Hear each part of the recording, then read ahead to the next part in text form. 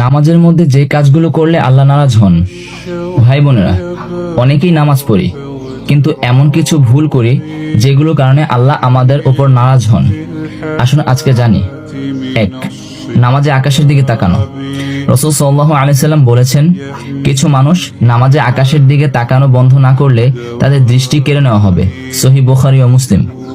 তাই সিজদার স্থানে বেশি বেশি তাকানো। 2. সিজদায় কনুই মাটিতে লাগানো।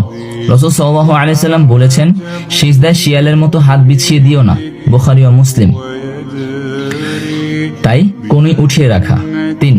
নামাজে চোখ বন্ধ করা।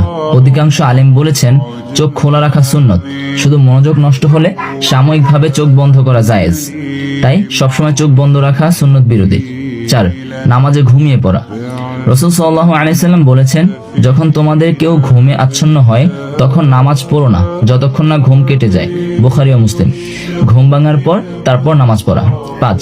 নামাজে মনোযোগ না দেওয়া। আল্লাহ বলেন, দুর্ভোগ তাদের জন্য যারা নামাজ পড়ে অথচ তারা গাফেল থাকে। সূরা মাউন। নামাজ শুধু পড়া নয়, মনোযোগও দিতে হবে। 6. প্রথম রাকাতে ছোট সূরা, দ্বিতীয় রাকাতে বড় সূরা পড়া।